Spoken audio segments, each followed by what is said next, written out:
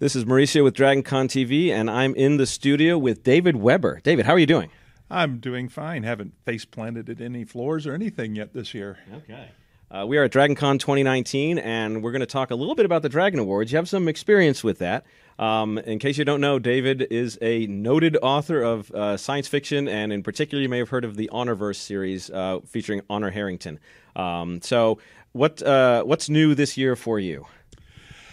Actually, this year I'm doing quite a few collaborations.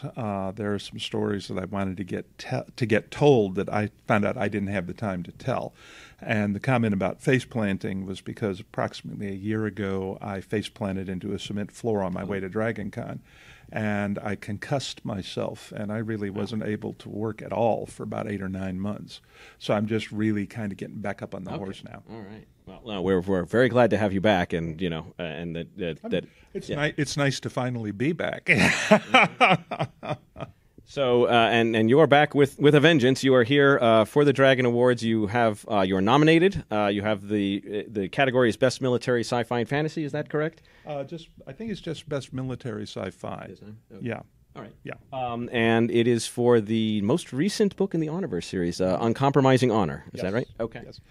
Uncompromising Honor wraps up the story arc that I began with her like 26 years ago. And it kind of brings her journey to a close, which doesn't mean that she couldn't appear in additional books down the road. I think of her now as sort of Lessa and Flar from the Pern novels, as she's too senior to send on death rides with the fleet anymore, kind of thing. So she's going to probably wind up running the Navy pretty much before this is all over. Okay. Will she be okay with a desk job? Yeah, I think she's killed enough people. I mean, that's one of the things that she's dealing with in the current book is the number of people she's lost, the number of people she's killed.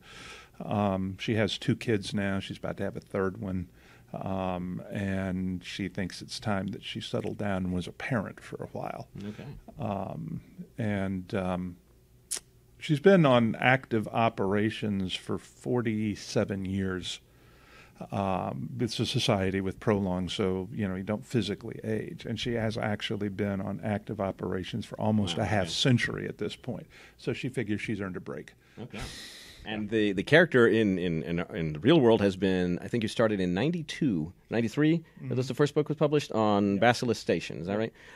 So incredible longevity. There are so many fans that are so happy that you came out with this new one, and it's as far as I've heard, it's been pretty well received.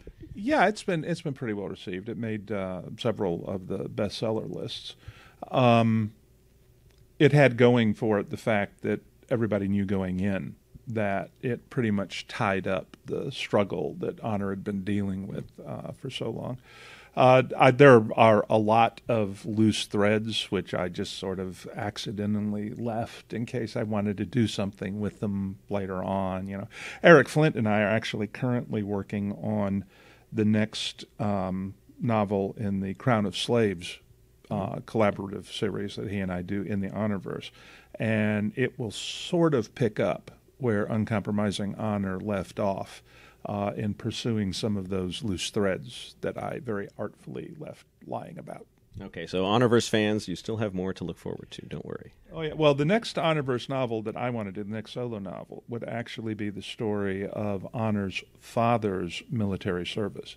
Oh, right. Because the reason that he became a doctor is that he found out he was entirely too good at killing people. And so he transferred from the Marines to the Navy and became a physician. But see, he's the big teddy bear in all the Honor novels. He's the big gentle guy, et cetera, et cetera. He's got a dark side. And there's a couple of places in there where Honor says to him, "Yeah, I know where I got my temper from." And he says, "I don't know what you're talking about." Yeah. So I do want to get that written. Okay. But Uncompromising Honor was released last year, which makes it eligible for a Dragon Award this year. but this is not a new territory for you. You were nominated and won in 2016 for, I think it's Hell's Foundation Quiver, right? Yes. That was the first Dragon Award. And so now we're doing the fourth one. Yeah. And then you were nominated and won last year for, it was A Call to Vengeance, Timothy Zahn, and Thomas Pope, right? Yep. That was a collaborative effort, Yep. right? That was a collaborative effort. I don't really remember the award ceremony because it was after I had fallen on the floor. But they told me that I gave a very nice acceptance speech, which I don't remember at all. But this is the third nomination, and I have to say, one thing about the Dragon Awards is that nobody can talk about voting cliques of any description where the Dragon Awards are concerned. Anybody can nominate, anybody can vote, and so we are apparently living in a hyper-partisan age in more ways than one, and I think it's really nice to have an award which is about as nonpartisan as you can possibly get. You don't have to check off your liberal credentials or your conservative credentials. You don't have to, you vote for what you enjoy reading. Or watching or playing. It's well, exactly. I tend to think in terms of reading because I write, but there are, oh my goodness, there's every category. Movies, anime, it covers the entire field, which is another good thing about them.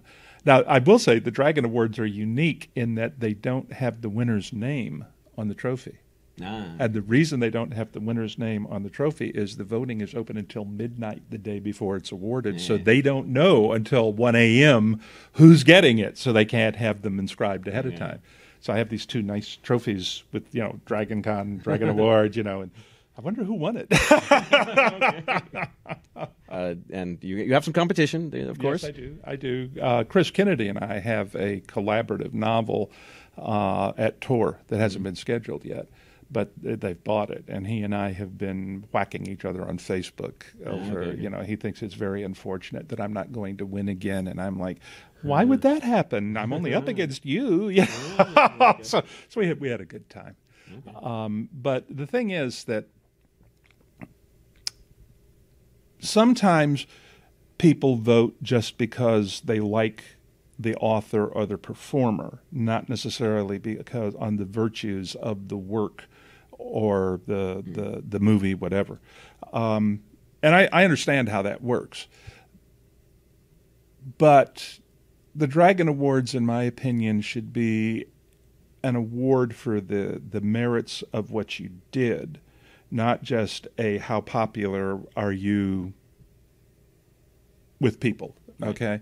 And I think that's pretty much been what they have been, and I hope they stay there. I hope that they can continue to be open to everybody. I hope that they attain the recognition that they deserve as something that is completely open to readers in Europe, readers in Asia. All you need is an internet connection, and you can vote for the works. And you don't have to vote in every category.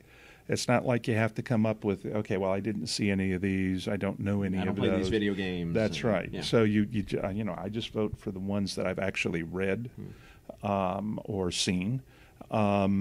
Or, of course, if I'm on there, I automatically vote for me, but that's selfish of me. What can I say? But that's one vote I know I got. Okay. I'm not sure who my wife Sharon voted for. She won't tell me, which could be ominous. They are an example of fandom continuing to grow and evolve. Okay? They are an example of trying to reach beyond things that divide us into things that unite us in the literature and the cinema that we love. And I just think that it's a great idea.